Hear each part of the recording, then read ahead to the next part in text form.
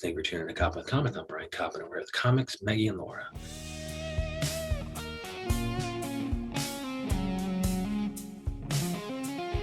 Meggie and Laura, how the hell are you? Doing pretty good. Yeah. Morocco just won, first Arabic country to make it to the quarterfinals. So. Oh yeah, I guess we actually have like a beer garden downstairs at this WeWork, and I hear people occasionally screaming. So you're saying Morocco won? Morocco won, Woo-hoo. yeah. I told my girlfriend to be quiet while I was on this call. She is also quietly. Because you're just you're a Morocco soccer fan. I don't know anything about soccer, but I thought it was an interesting historical fact. So well, there you go. Today is the day where the first way you say Arabic country made what? Quarterfinals. I mean the quarterfinals. Okay, and then they just won that game. So I don't know where they go now. Semis next. But I mean, how long has World Cup been going on? That's a pretty it's a while. It's a big distinction, but that's a while. Yeah, and because I think it started the week of Thanksgiving, so it's been like a minute. But man, that tournament's been decades, and so Arabic countries have kind of been late to the soccer game, or maybe they were not allowed in till later. Well, and also the World Cup's also only every 4 years, so it's like a big deal. So it's not like it's not like a yearly occurrence. You can only get there every 4 years. Yeah. So you miss one, like that's already like 8 years down the drain. I know, seriously, so much you got to build up to. Yeah. But I mean, they don't know anything about They don't know anything about soccer, but they know everything about comedy. We follow them everywhere on Instagram. They're Meggie_and_Laura. And then there, I think it takes you to the link tree, and that's going to be the easiest way because that's link tree, and that's Meggie_and_Laura, and that's where you can see all their stuff because they're on TikToks. They have the See You in Hell trailer. They have the Yeah We Read It podcast, and it's YA because that's standing for young adult. Because you guys, you got it. Read young adult books. We sure do. Yeah, we do. And it's pretty popular. And so, like, I guess to the extent I've ever read these things. They were my sisters, and I'm so old that you guys say it's 2000s young adult, and I think I probably was 90s young adult. And so, I mean, without going into the particulars of the series, because I won't know them because it's not Babysitters Club. But what are you guys noting about young adult things, and like, is it kind of a time capsule of where? Is it often young women that you're choosing, or are you also doing young adult for young men? Well, we're actually about to do our first season where we're focusing on a male protagonist. It's been female protagonists up to this point. So we're really spreading our wings and flying. Yeah. It definitely is a time capsule in terms of what early 2000s humor, and I guess just art in general, we let fly on a cringe level that now you're like, oh, that's not correct. It's very humbling to be like, I was obsessed with these books when I was, 13, and I'm rereading them at 28 being like, this book is not only trash, there's horribly offensive things in this. Oh, wow. But it probably shaped you to a certain extent, right? Oh, absolutely. Yeah, definitely. Because I think with our first season, we did a series called The Click, and it's like, that was such a product of its time. Yeah. So it's definitely like an interesting little nostalgia piece that we get to do. So I mean, are you seeing that some of this writing kind of traffics in types, and so there's going to be like a not very subtle bad person and a not very subtle good person? Oh, for sure. It is like the quintessential Mean Girls dynamic, and I guess depending on which book character you want to be the most like as a kid, like I think you're either mean, which illustrates power and control, and like if you're a kid, you're like, I kind of want that in my life. Which isn't bad or good. I think that's neutral, whatever. But or if you like Claire, like in The Click, you kind of are a victim a bit, not like of an active mentality of victimizing yourself. I'm never gonna say that, but you're kind of like meek and sensitive. I don't know. Who knows? It definitely does form you. Like I think I was really does. Twilight era that definitely had because there's like the thing what we've realized is there's the YA archetypes where it's like you are either like fantasy smut, which is just like romance between humans and mythological creatures like vampires. It is the mean girls, and it is the girls who end up just revolutionizing against the government. So like those are really like war chick. Dystopian war chick is what we call it. Yeah. So it's like those are like the three big ones. It's like, it's like a fashion chick lit. It is the fantasy smut, and it is the dystopian war chick. Now, is like dystopian war chick, is that things like Hunger Games? Does that fall within young adult or no? 1000%. That is absolutely dystopian war chick. Okay. Yes. Yeah. What are some of the bigger ones you are covering? Because I suppose, like, I always thought of these things as kind of indie things that nobody knew about. But is it Hunger Games and what else? We definitely did Hunger Games, and actually they came out with a new book during quarantine. Suzanne Collins wrote The Ballad of Songbirds and Snakes or whatever. Snakes. It's a prequel that's too long and not very good. Oh, it's a prequel to Hunger Games? Yeah. They're making it into another movie that's I think coming out soon, which is I think next year.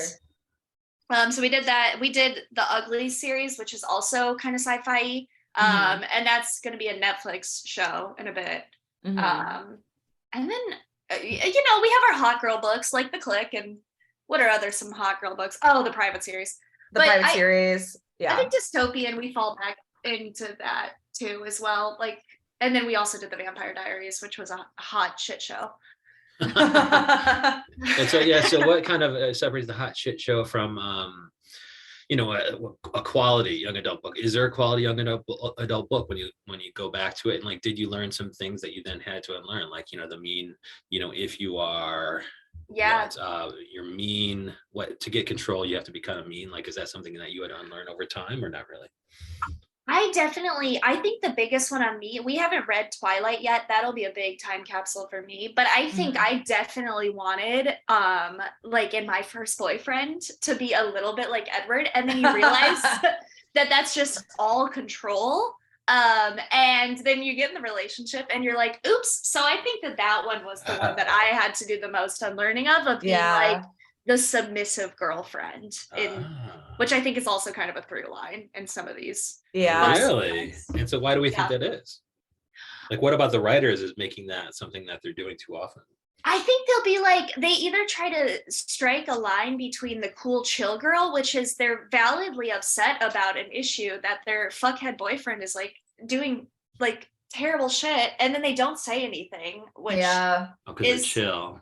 They're chill. Or like, you have like the Romeo Juliet, I can't live without you kind of mentality. And I think those two like are just the perfect divide, that you feed that to a young girl, you're like, yeah, I kind of want a guy to just make decisions for my life.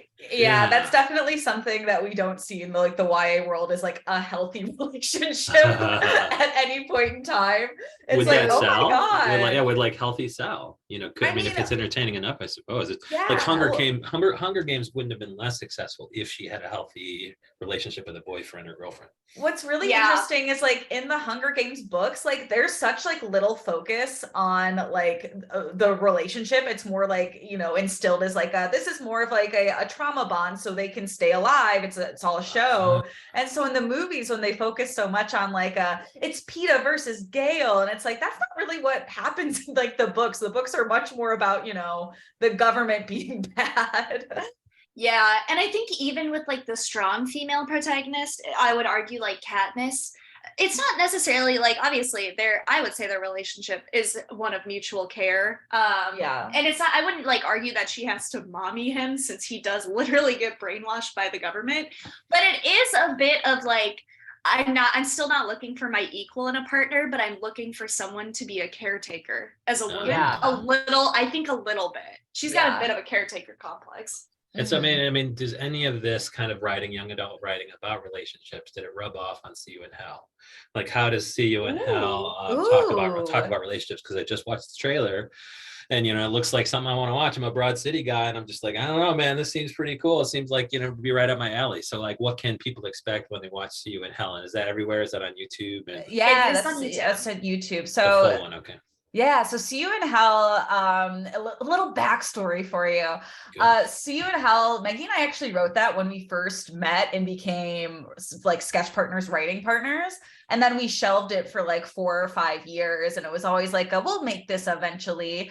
And weirdly, I had met somebody through my ex-boyfriend who went to the same film school I did. And he was like, hey, Laura, I know you're a writer. Do you like have anything like a short film that like you're looking for like to make? make? I'd love to direct. And I was like, oh, like, well, I have some stuff, but let me show you what this web series is about. It's not a short film. It's going to take more time. And he was like, I'm obsessed. Let's make it. So like, it was really like 5-6 years in the making of us getting this done. And is it because you didn't really have the film crew to kind of do it? And what control were you giving up in agreeing to let somebody else, a third party, become a director? Like, what power are you giving up rather than just doing everything yourselves? Well, the thing is like, it was never like we couldn't do this. It was almost like we all like kind of needed an outside party to like kind of cheer us on in that way. Because I feel like Meggie and I would always just go back and forth of like, oh, we should try to like actually make this. Because it's like, I went to film school. I had so many film friends that I could have reached out to at any point in time.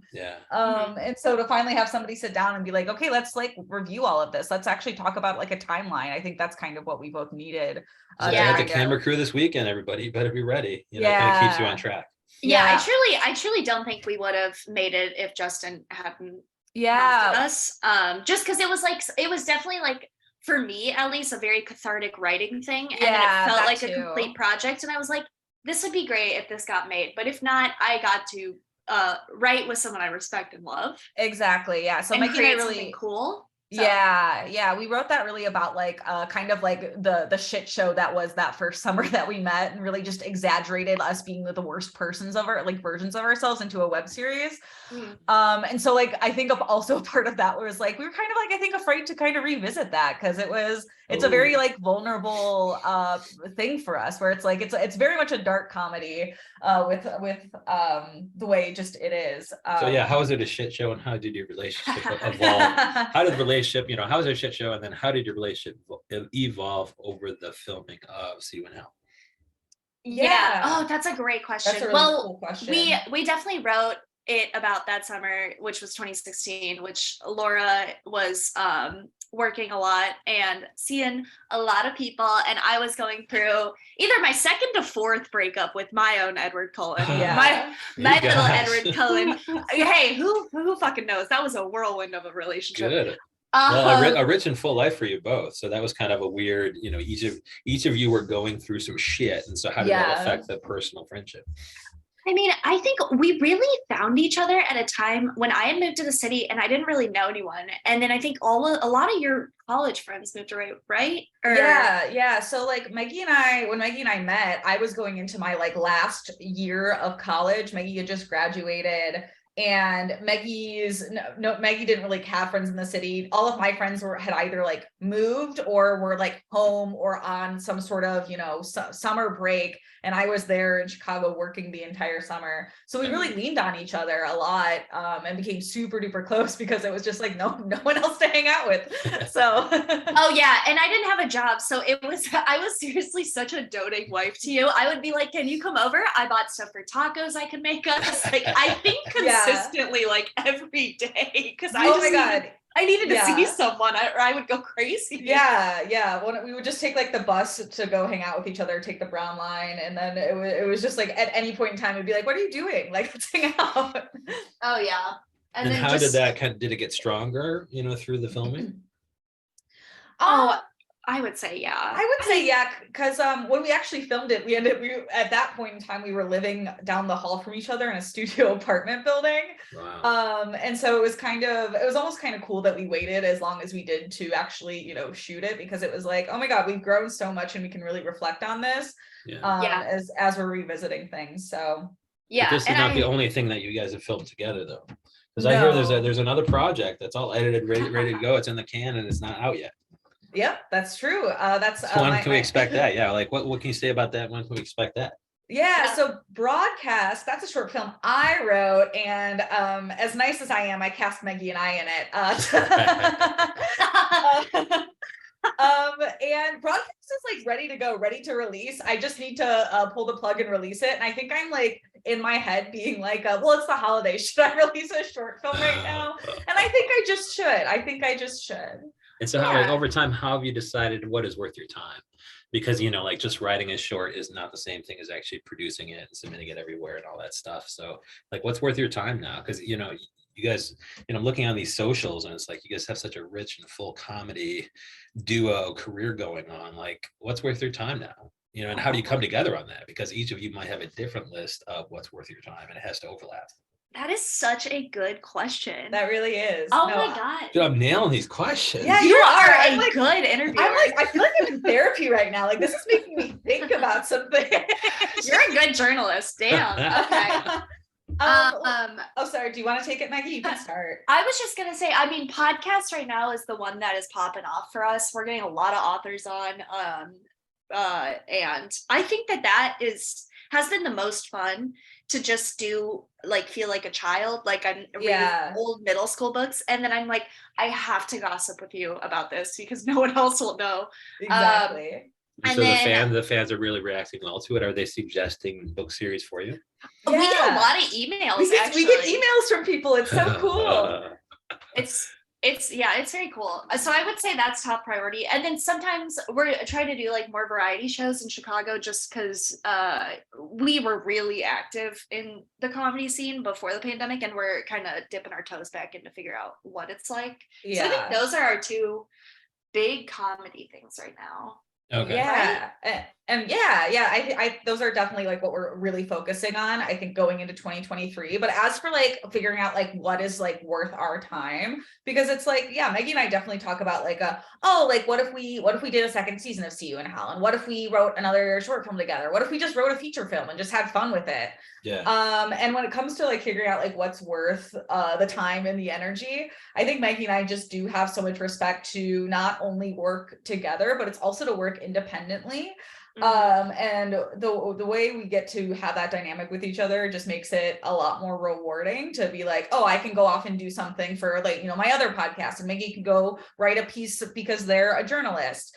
And when it comes to us being like, okay, this is really something we want to focus on, it's just like, it kind of just feels like the stars have to align, and we're like both as enthused as the other person is, and that's what you really need when it comes to like working as a team on something. Yeah. Oh my God, people have to be super pumped up about it. Yeah, that's why I usually choose things that other people are into. Like I'm like, we're going to talk about your stuff, and then the person's like, yeah, well, I can't wait to be interviewed then. And that's kind of like, that's why I have people suggest a list of topics so that I can have, well, I'm interested in those two, let's talk about those. And one of those things on your list is reality TV. And I guess the question is, if you guys are each doing your own thing, you're coming together, you're doing a bunch of stuff, you're going your own way, you're doing a bunch of stuff. Do you have a cast of characters in your lives that's going to be rich enough where I can see a Meggie and Laura reality TV show? Because I'm looking at your socials, and that looks like a lot of fun. I would watch it in a second. Or is that essentially what See You in Hell is?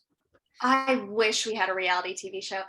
See You in Hell is definitely a curated version. I mean, we kind of like, we shot the shit sometimes too off the script and filmed that. So there could be arguments reality, but damn, no, I would want my own reality TV show so bad. I tried out for Real World in college. Like, I want to be on reality TV so bad because I think it would just be so much fun.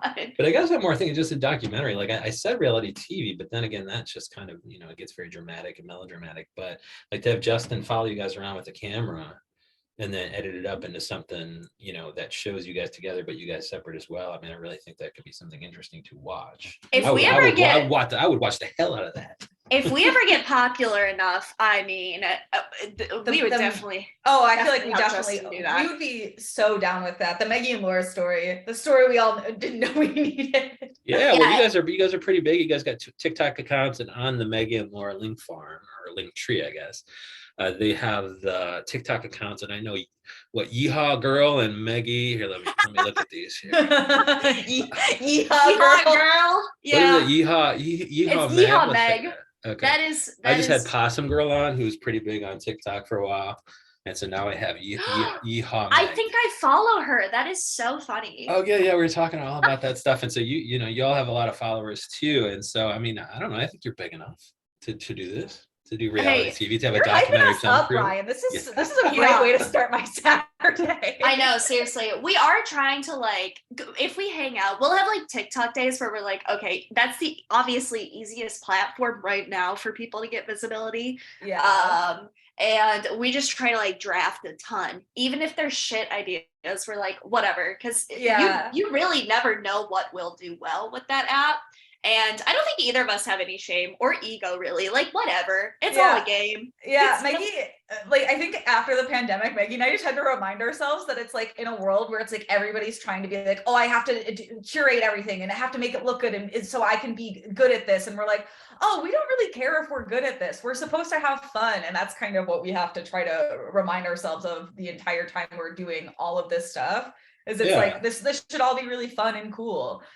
But also should be authentic, like, you know, actually curating an experience for See You in Hell, like that's cool, but then you have to be a good actor. Then you have to, like, you know, just kind of kick it and try to be natural while, you know, have a camera on you and things like that. But if you guys are just going out into the world and going to do sketch together and going to do your own projects and coming together and doing your podcast, I mean, you can just be yourselves, right? And they just, it's kind of, it's in the edit. The curation is in the edit. So I would think it'd be easier to do this than it would be to do like another short or something, because then your acting doesn't have to be as good.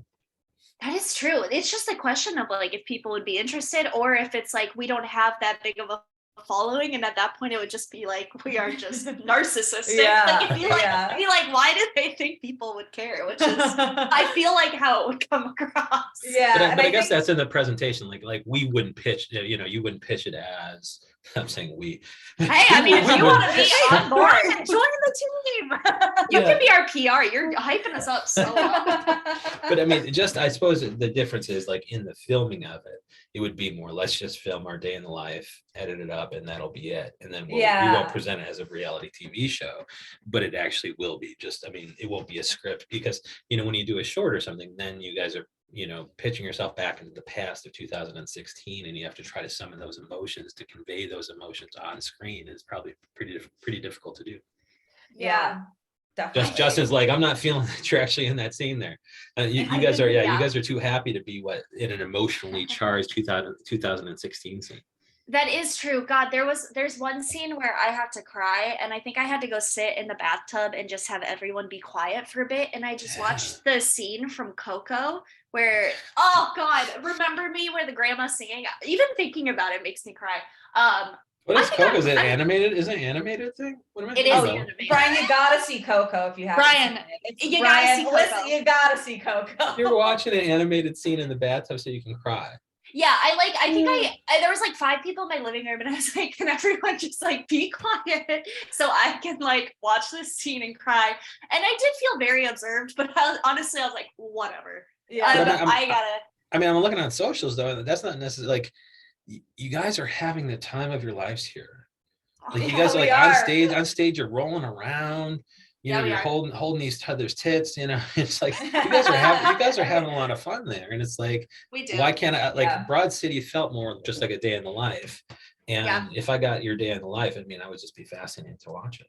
Let me give you behind the scenes. A lot of our day in the life is we get 2 bottles of wine, and then we get really drunk. And then there's a lot of singing, I think. A lot of singing, a lot of just made up songs. A lot of made up songs.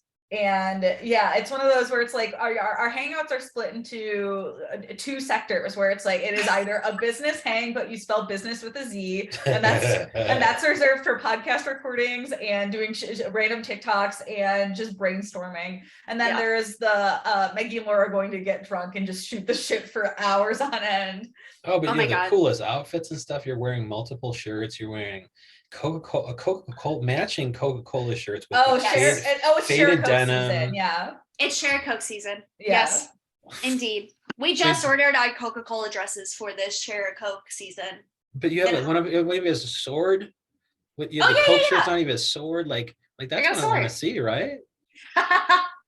Hey, and it is the season. It is Share Coke with somebody loves season. Yeah, and this is for the past, like, I think has it been like 5 years now, Maggie? That we've done Share Coke, hasn't it? Really? Yeah, I think so. I think this will be the 5th year. Yeah. So what is Share Coke? You don't go around giving away Coke, do you? No. What we do is we buy one piece of clothing that says Coca-Cola on it. We take 6 pictures in it, and then we post every day for an entire week. That's what I'm talking about. And the caption is Share a Coke with someone you love this season, and then we tag every single Coca-Cola account we can find. Because you remember, you're a 90s kid. You'll remember the Coca-Cola bears, and it's Christmas time. Coke. commercials. It's share a Coke season, you know? I just remember the polar bear, he was nudging a Coke to another polar bear. I was like, all right, share a Coke, man. Yeah. And the goal, and we really just want like someone from Coca-Cola to recognize us. And we have, last year we did get people to reshare, like Coca-Cola, like Poland reshared one of our posts on their story. So we're getting better and better every year. But I mean, I love it. It's very eye-catching. Like, I think it could be, you know, did you do a TikTok video about this Share a Coke week or whatever? We got to this year. We got to do it. We got to do it. Because you can't be the only ones who just make up bizarre shit. I'm sure not. We got to think of more seasons for sure. Yeah, on top of Share Coke. What is this vengeance thing I'm watching? This is you're doing private. Oh, okay. I don't know. I think it's probably what related to your review of the private series. That was all the photo shoots for for when we read Private. Okay. And that was really funny because we lived across the street from a school, and all we did is we brought tote bags of clothes and we just changed like while like there was people just playing like soccer, and we were just moving the camera around this little courtyard. I have this one because I was like I want to do a reoccurring bit where I put on a different polo on top of a polo on top of a polo. That's like a preppy thing. Do you play one of like the preppy characters from the Private series and the other one's wearing a dress? We recreated the book series, and I have this one live photo that is so funny. Like, I'm at the point that I have all these shirts on, I can't put my arms down at my side, and there's this kid who is clearly going to school walking behind us in the live photo, and you play it and he's just like completely unfazed that we're just like in this courtyard taking photos. See, I would love to see that, because like I really haven't seen much of that where people are actively involved in creating comedy for TikTok actually show what goes into it. Like recently, Dylan Adler, who's I was getting more hugely popular in part because of these videos. Like, they did a sketch where he came off stage or something, and they were changing him in between like theater sketches or something, and like it went crazy because like in trying to change him, like there was like 5 people trying to change him at once, and then everybody just fell over and knocked over all the racks of clothing and stuff, and it was just so hilarious, and it did extremely well on social. But like in the same way, like I had never seen that to that point, and so like even seeing you guys go to the private school across the street and having that, like I have to get these 10 shirts on so I look like a layer preppy, which is hilarious. Like I mean, I would love to see that in a day in the life. Like when I come back to Chicago, I'm just gonna follow you guys around with the camera. Hey, you guys can't stop me. Oh my god, please do. I think we try a bit to like annotate if we think a conversation's fun, like on TikTok, we'll try to, I think, be like, oh, let's try to recreate that for sure. But I think the idea of like actively like being filmed or like filming each other at all times, that'd be stressful, take away the authenticity. So I think we try to be as authentic as we can. To a degree, I would say. Yeah, I feel like you got 3 people here. I say yellow. Like you guys are in 3 different outfits. It's red, green, and yellow. Oh, and that's Halloween. Spies? Yeah. Well, it's Happy Halloween. It says from us in 7 years of costumes. Oh yeah, that's because we've done costumes together for 7 years now for Halloween. Okay. Yes. I mean, I see a 3rd person there. Can't that person film? Oh, well, my girlfriend. My girlfriend. We definitely kind of harassed my girlfriend to film. Yeah, quite a lot. Both Meggie and I's partners get lugged into like can you take a photo of us? Can you take a video of us? Would it be okay if you did this really quick? And they're like, yeah. Dude, I had a comedian who said, well, dating a comedian is funny because he'll come in and give you a package of fake mustaches and ask whether or not you can do anything with those. Like, isn't it just, like you guys are sharing props, like, wow, man, I found this can of this snake in a can. Do you want it? If not, I'll throw it. That's so funny. Oh my God. That's so funny. The amount of times Meggie's been like, let me think of the props we have and if we can like do anything with them. Like, Laura, which ones do you have again? Oh, many. And I dig up my prop chest and I'm like, I have powdered wigs. Can we do anything with the powdered wigs again? Yeah, I got Laura I went to Vegas recently with my girlfriend's family and got her a Las Vegas, one of those caps, those visors, the green ones that you wear at poker tables. Yeah. Trying to think of something to do with that. We gotta do something with the poker visors. Yeah, we're just playing poker, right? I mean, is there anything besides I chips have or money that you poker. can bet with? Yeah. I don't know how to play poker, but I would love an occasion to learn and wear my visor. I have poker. You can come over. We can do a bit. Oh my God, wait, you're coming over today. Oh, should I bring my visor over? I don't want to. It's like the meeting of Smith and Wesson. That's hilarious. I'm here during the visor sketch. This is the birth of the visor sketch. Yeah. Well, because our partners really like soccer, and we have other friends who like soccer, and somehow Meggie and I get looped into these soccer plans, so we just like go and just like shit talk the entire time and do bits. So I think it'd be really funny if we wore our visors while everybody was watching the World Cup. Oh, I can dig mine up. Absolutely. Well, Okay. Today is the visor I sketch. love it. Well, we have to adjust it. Like if you guys paid, I mean, you guys probably pay some money to do something. Like there has to be, one of your products that you're like, I don't know, paying to promote, or you have to pay somebody a little bit of something to be an extra in it. It's like that money could just go to Justin to like follow you guys around. Is Justin still in the picture?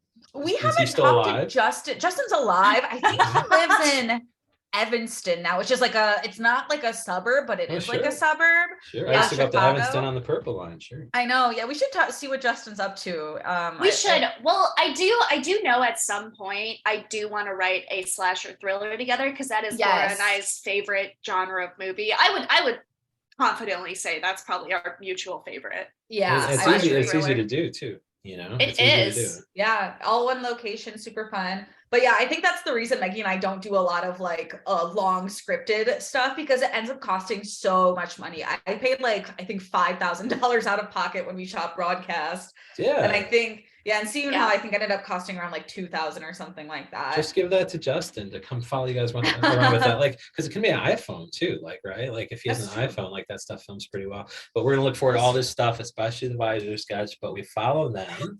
They are Meggie and Laura everywhere. This is their Instagram account where they have all this hilarity, like the Share a Coke Day and the Halloween costumes. But yeah, it's Meggie and Laura on Instagram, and that takes you to the link tree. And the link tree takes you to all their TikToks, but also their big time podcast, YA or Yeah We Read It podcast. Now, when's the next episode, and what book are you doing next? Next episode. No. We are doing next Runner. Season. Yeah, but our next book we're doing is Dash and Lily's Book of Dares. Is that what it's called, Meg? Yeah, that's what it's called. It's a Christmas show on Netflix. And woof, vibes were horrible. Yeah, spoiler alert, the vibes are not good in this book. No, do the readers do you get anything from the readers in advance of filming? Like, do you say, like, let us know your experience with this book or this movie?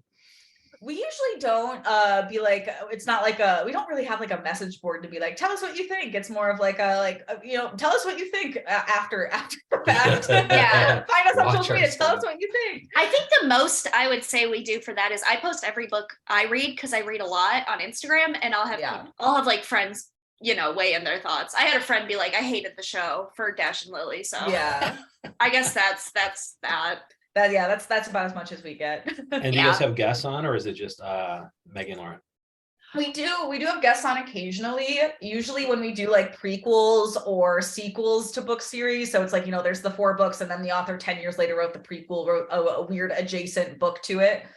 We usually invite a friend to come read those with us, because it ends up being super fun to just have another person to kind of go down this new rabbit hole with us. Right. Yeah. And we're also doing like a one-off series, I think in March, of a very popular author. I'm very excited for that season. I think it's next September. Now you do say season, like is it book per episode, or is it like, do you devote an entire season to an entire series? We do an entire season is an entire series. Okay. And then if there's like one-off books, we do those as like just special episodes. And then sometimes we'll get drunk and then watch the movie adaptation. Yeah. And then also do that, which has been pretty fun, but we're kind of stuck in Hunger Games right now watching the movies. We got through the first 4 Hunger Games movies, and then we just never watched the last one. Did you guys get drunk during the podcast or no?